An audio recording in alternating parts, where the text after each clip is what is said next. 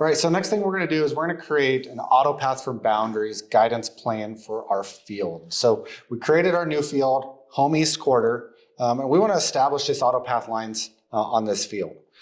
So I'm going to click on the field, not necessary. We could have just been from getting into land. And I'm going to go ahead and add. So once I go to add, this is now where we're going to grab the Autopath boundaries option. So because I started on the field already, that's where I auto-populated the field. Like I say, if you just get into land and you go to add, you can go ahead and go to your field and select which field you want it out of your list. Now from here, we do have to put in our track spacing for our Autopath line creation. So to help see more lines in this example, or less lines and more gap between them, I'm going to actually set our track spacing at 80 feet. So we'll say we're running a DB80 planter, 80 foot wide for our track spacing. We'll go ahead and go next. Now, first thing we have to do is we have to make sure we have a headland associated to the field. So if this is a field and like this one, we just created that boundary previously, but now we have to establish a headland with it. So within here, we can begin our headland creation with two different options. We can do a constant offset, or we can do a top and bottom offset. Both have really there are places where one might fit better than the other.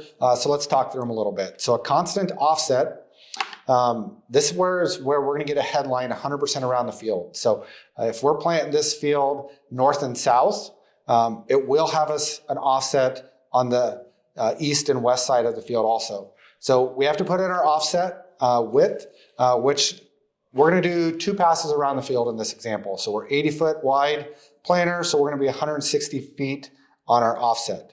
So now that I have the offset in here, you can see this yellow dashed line around the field. So this is what the headland is for this field at this point. So this is constant offset. We will see it all the way around the field. The other option is we can do that top and bottom offset.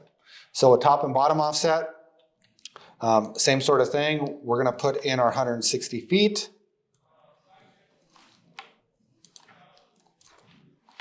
And then we have to tell it our heading angle. So in this scenario with the top and bottom offset, we're only gonna have that headland really at the top side and our bottom side of the map. But if we are farming this east and west, we can turn this.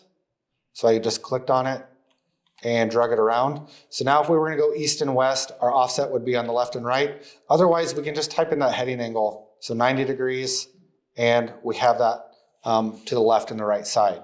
So a lot of it depends on how we're planting our field. So if I was pulling in at this northeast corner of the field and I planted down and back, and then I went to my straight track and I planted along the north end, switched back to my headland, and I did a down and a back again. That's a good example when I would rather have the top and bottom offset.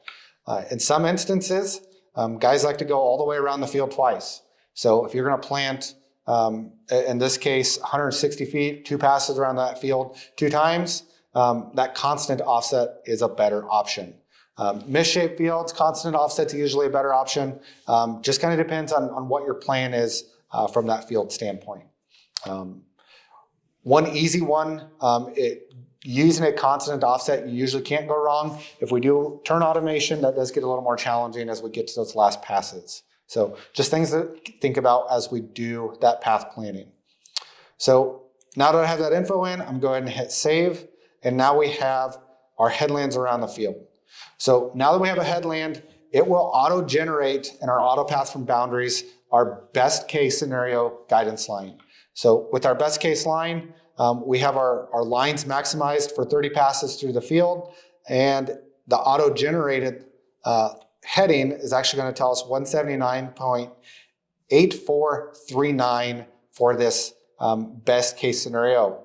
So within this, it's actually going to give us a few other options in that we can modify with. So we can actually switch this if I wanted to focus off of the west side of that field. If I want that to be my priority really boundary to create that line from, and then that does change our heading angle. If I know I want to use that planting 7-degree line that we created, which actually we did under another field. So if I want to go heading angle at that point and go 7 degrees, now we have our fewest amount of passes to accomplish the 7-degree guidance line. So if we zoom in at the top here, this little last pass here to fill in is going to be an appropriate pass and fairly consistent to what this line is going to be. So that's what we're accomplishing with Autopath from boundaries. It's giving us our best case scenario for our fewest passes through the field to accomplish this pre-planned path route. So if we look at our headlands, we have a guidance line then across the north end, the west end, east end, all the way around the field 2 times. So like I was talking earlier in a previous video about our boundary quality, it's going to matter quite a bit if we are going to do Autopath from boundaries. So this was a hand-drawn boundary that I just clicked around the field. But this guidance line is going to be associated based off of 40 feet away from this line. So realistically, this boundary isn't going to be accurate enough for what we would want to accomplish using Autopath from boundaries. So I use this example to show that because if we want accuracy, if we want to use our auto track on those first and second passes around the field, we need a driven boundary for that high quality around the field.